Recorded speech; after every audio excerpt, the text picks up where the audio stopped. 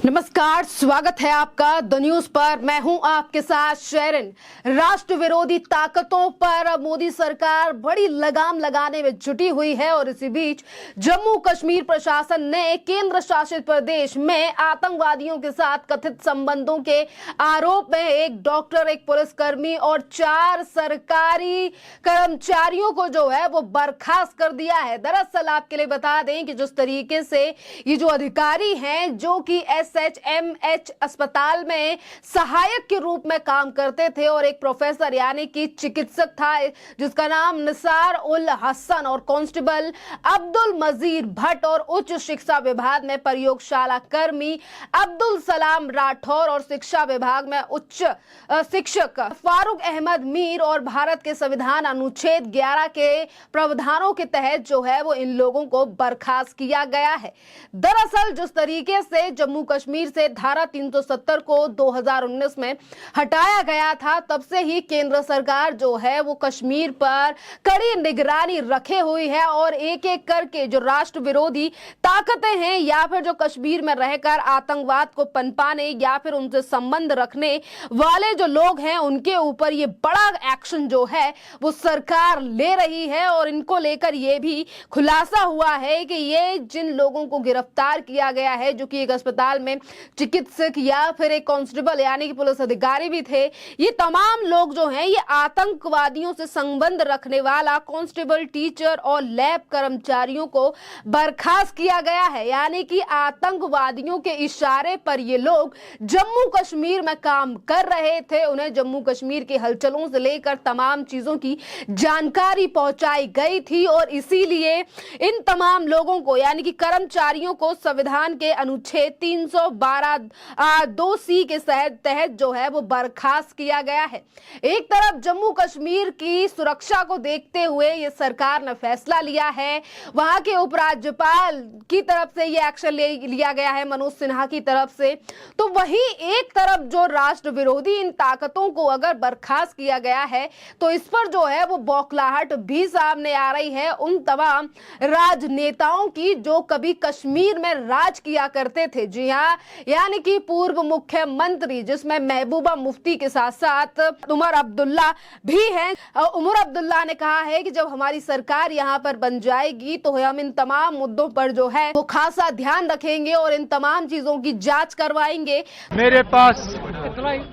कोई ऐसी जानकारी नहीं है जिसके बुनियाद पर मैं ये कह सकूं कि जो उन लोगों के खिलाफ इल्जाम लगे वो सही लगे या गलत, लेकिन हर किसी को अपनी सफाई देने का पूरा मौका मिलना चाहिए। कानून भी ये कहती है कि जब तक न आपको गुनहगार साबित किया जाए आपको बेगुनाह समझा जाता है। लेकिन बदकिस्मती से ये एक सिलसिला चला है जहां के लोगों को बिना ये साबित किए हुए कि उन्होंने कुछ किया या नहीं किया, उनको एक कागजी ऑर्डर के तहत जो है नौकरियों से निकाला जाता है। मैं तो सिर्फ इतना ही कहूंगा कि निजाम बदले तो जरूर इस पे दोबारा सोचा जाएगा। तो वहीं दूसरी तरफ आपके लिए बता दें कि मुफ्ती ने कहा है कि उनकी बर्खास्तगी यानी कि कश्मीरियों का दैनिक आधार पर जो है ये अपमान सरकार के द्वारा किया गया है। बिना फैक्ट और बिना चीजों पर ध्यान ना रखने वाले राजनेता आज सिर्फ राजनीति को लेकर ही ये बयान दे रहे हैं कि जब हमारी सरकार बनेगी तो हम इन मुद्दों पर ध्यान देंगे। और वहीं महबूबा मुफ्ती जो हमेशा ही एक बयान को रिपीट करती हैं, चाहे फिर किसी आतंकवादियों को जो है वो सेना के द्वारा जब ढेर कर दिया जाता है या गिरफ्तार कर लिया जाता है, जब भी ये महबूबा मुफ्ती ये कहती हैं कि कश्मीरियों का अपमान है या फिर कश्मीरियों को डराने का काम कर रही है केंद्र सरकार। पर आज जो है वो जनता इन तमाम भली भांति चीजों को भली भांति जान रही है कि किस तरीके से कश्मीर में जो है वो सरकार यानी कि जब से धारा 370 को हटाया गया है, एक तरफ डेवलपमेंट का काम यानी कि विकास का काम जो है वो जम्मू कश्मीर में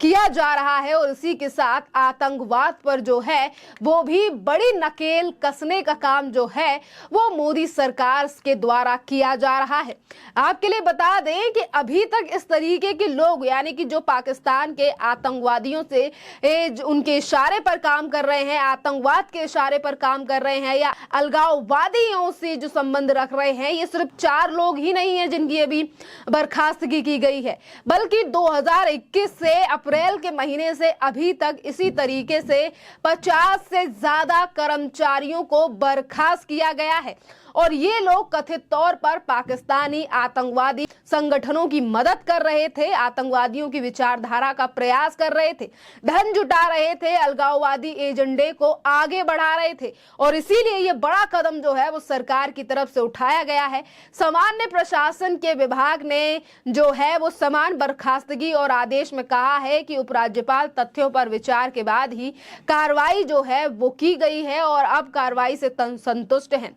आतंकी परिस्थिति तंत्र और उसके साझेदार के खिलाफ कड़ाई आदेश में कहा गया है कि उपलब्ध जानकारी के अनुसार चारों कर्मचारियों की गतिविधि ऐसी है कि उन्हें सेवा से बर्खास्त किया जा सकता है और जैसे कि मैंने पहले बताया कि अनुच्छेद 311 के खंड 2 के प्रावधान के तहत जो है वो इन लोगों को बर्खास्त किया गया है और उपराज्यपाल ने जो है ये फैसला दिया है। राज्य की सुरक्षा के हित में जो है ये भी कहा गया है कि मामले में जांच कराना ज्यादा आवश्यक नहीं है, क्योंकि जब मामला सामने आ ही चुका है कि किस तरीके से ये कर्मचारी अलगाववादी या फिर आतंकवादियों के इशारे पर काम कर रहे थे, अलगाववाद को बढ़ावा दे रहे थे, तो इन्हें बर्खास्त करना ही बेहतर है, क्योंकि सुरक्षा को लेकर 1% भी जो है नजरअंदाजी किसी भी चीज को लेकर नहीं कर सकते। इसी के साथ अधिकारियों ने इस बर्खास्तगी आतंकवादी परिस्थिति तंत्र उसके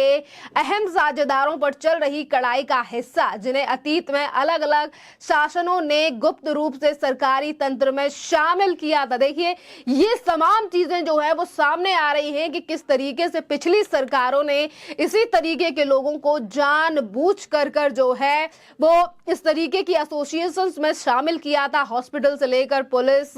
कर्मियों के बीच में उन लोगों को भर्ती किया था जिन पर आज सरकार जो है वो नजर भी रख रही है और इसी के चलते इन लोगों पर कार्रवाई की जा रही है। हसन डॉक्टर्स एसोसिएशन कश्मीर का जो है वो स्वयंभू अध्यक्ष था। अधिकारियों ने बताया है कि निसार उल हसन उत्तरी कश्मीरी के जो है वो बारामूला जिले के सपोरा डॉक्टर एसोसिएशन कश्मीर डीएके का स्वयंभू अध्यक्ष है। यानी कि ये जो तमाम लोग आज बर्खास्त हुए हैं ये काफी बड़े पदों पर थे और वह अलगाववाद फैला रहा था और उसे सीमा पर ये स्पष्ट निर्देश हैं। उन्होंने कहा कि हसन ने एक कट्टर अलगाववादी के तौर पर छवि बनाई और वह लगातार अलगाववादियों और आतंकवादियों को नैतिक समर्थन प्रदान कर रहा था और इसीलिए इन लोगों को जो है और इस डॉक्टर को जो है, चिकित्सक को जो है वो हटाया गया है। जिसके साथ अधिकारियों ने यह भी कहा है कि संभावित टाइम बम है जिसका भारत की संप्रभुता और क्षेत्रीय अखंडता के खिलाफ व्यापक प्रयास और अशांति करने के लिए, देखिए अशांति फैलाने के लिए ये लोग जो हैं वो किस तरीके से काम कर रहे थे और इसीलिए आतंकवादी अलगाववादी नेटवर्क किसी भी समय पर जो है कश्मीर को हमेशा टारगेट पर रखता है और इसी तरीके से इन लोगों के समर्थन में ये लोग काम कर रहे थे, कर्मचारी काम कर रहे थे जिनको अब बर्खास्त कर दिया गया है। और इस तरीके की चीजों का जो है वो कश्मीर में काफी ज्यादा लंबा इतिहास रहा है, क्योंकि हमने कई बार देखा है कि हमेशा आतंकवादियों को लेकर आंसू बहाने वाले वो पूर्व मुख्यमंत्री जो आज भी ये कहते हैं कि कश्मीर के लोगों के साथ जाती हो रही है, जब केंद्र सरकार लगातार प्रयास कर रही है कि आतंकवाद पर नकेल कसी जाए, वहां पर जीरो टॉलरेंस की नीति के साथ काम हो और जम्मू कश्मीर की जो व्यवस्थाएं हैं वो इसी तरीके की हों जैसे कि भारत के अलग राज्यों में भी हो, विकास भी पनपे, पर विकास से जम्मू कश्मीर को हमेशा दूर रखने वाली राजनीतिक पार्टियां आज फिर एक बार इसी तरीके की गतिविधियों का जो है वो समर्थन करती हुई नजर आ रही हैं। जिस तरीके से बयान जो है वो उमर अब्दुल्ला और महबूबा मुफ्ती के इस कार्रवाई के बाद आए हैं। खैर इस पूरे मामले पर आप लोगों की जो भी राय हो आप हमें कमेंट कर जरूर बताइए। धन्यवाद।